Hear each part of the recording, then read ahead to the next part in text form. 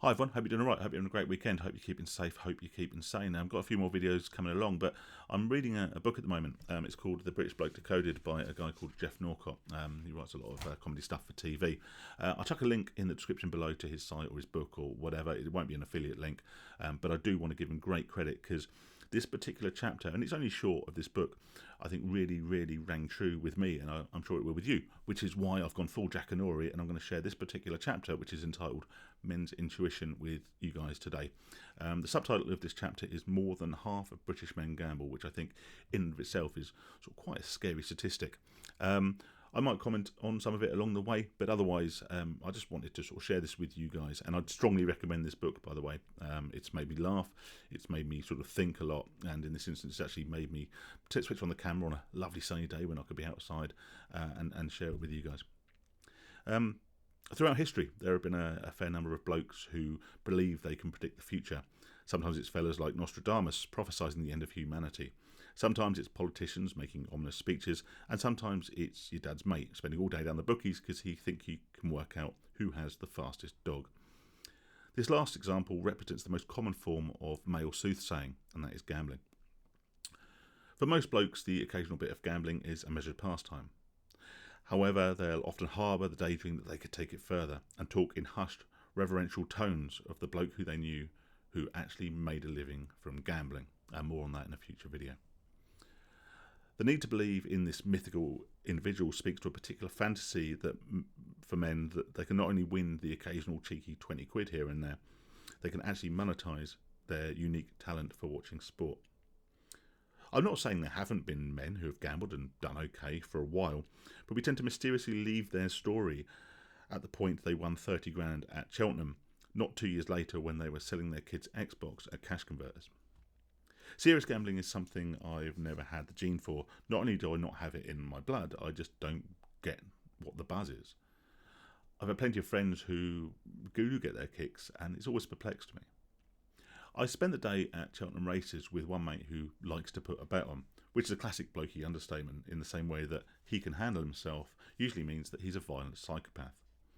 He had a good day at the racecourse and won about 3 grand. As we were travelling back into town to start the evening's drinking, thereby moving the gambling instinct to betting on the capacity of our livers, he was checking his phone for local casinos.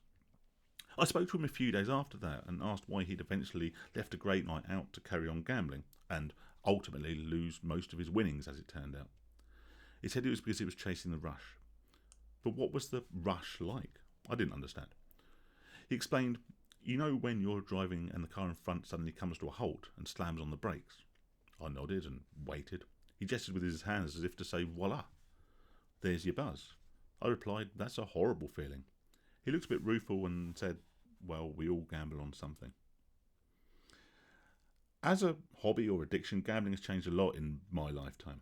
Blokes of my vintage, and I'll include myself in this, and above will remember the bookmakers of the 80s and early 90s, a bunch of often seedy looking geezers standing together but not together, smoking roll-ups and staring at screens. It was like a pub without the pork scratchings or the occasional sound of laughter. Eventually, in the same way that people ran football realised how off-putting the environment felt to women, bookmakers realised that they might be leaving money on the table, what with half the population viewing entering a betting shop as being akin to walking down by the docks alone late at night. In came cleaner, well-lit bookies with pastel shades and a welcome reduction in the general sense of sadness. I wouldn't say that nipping along to the bookies became the standard activity for most women, but it's now something you could do without feeling like you need a bodyguard. My mum gambled, but her version tended to take place in the bingo hall. She made the smart move of calling her weekly trip having a flutter. I went with her a couple of times, and all of her bingo buddies claimed it was the social element that they craved.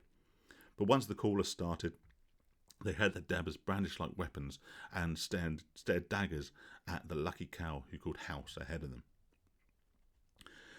The real revolution in gambling over the last 15 years has been in the online sphere.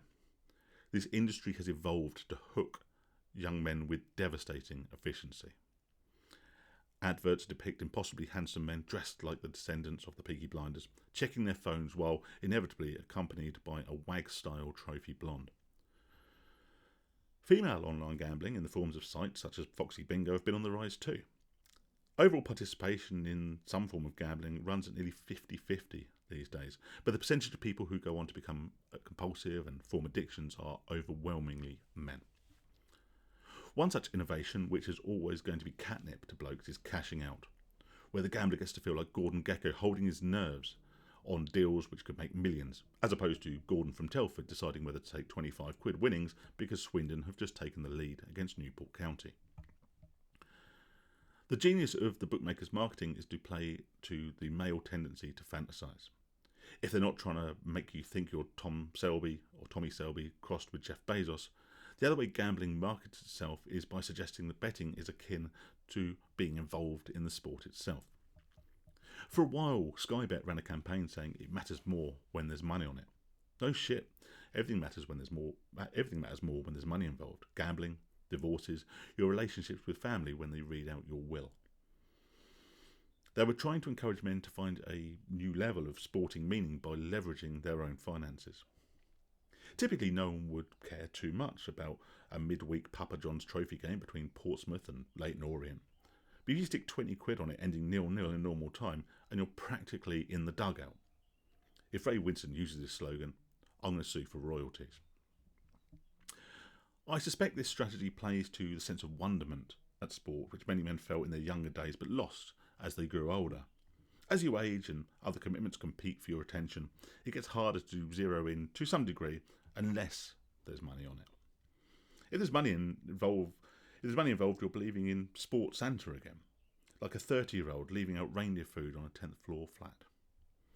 Gambling addiction is a serious affliction, and the online array does seem to have opened up new and creative ways to blokes to lose their metaphorical shirts.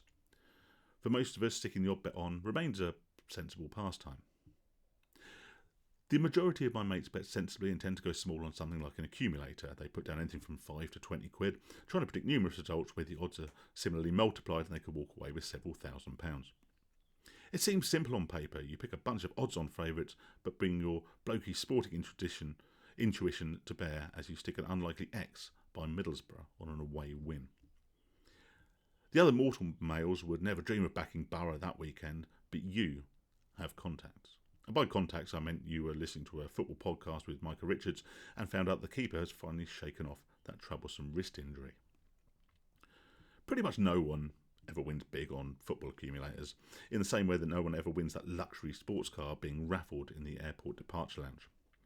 The footy accumulator bloke will, nevertheless, still share stories of his near misses like glorious tales of war. If it hadn't been for that last-minute equaliser by York City in the Vanarama National League, he'd be a millionaire, Rodders. But the reason odds are so long is because in a series of 10 bets, those unlikely twists are factored in.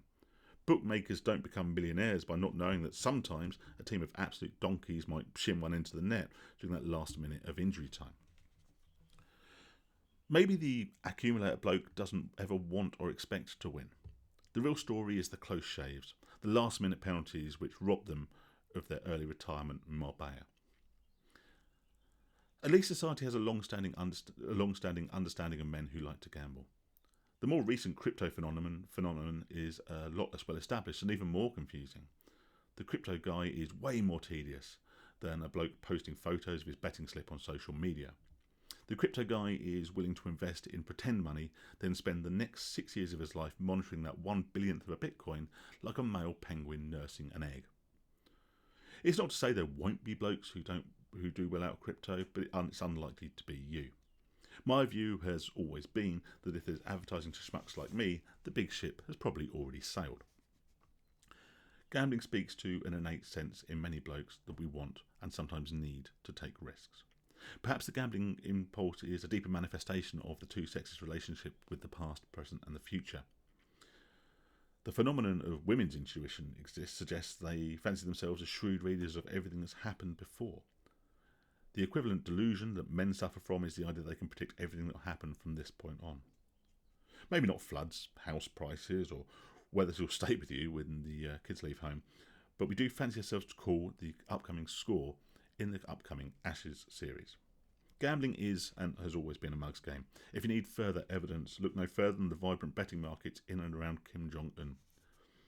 There are all sorts of things you could bet on regarding the North Korean dictator, when he'll leave office, how he'll leave office, when he'll die, and at one point, whether or not he'd played a round of golf with the US President Donald Trump.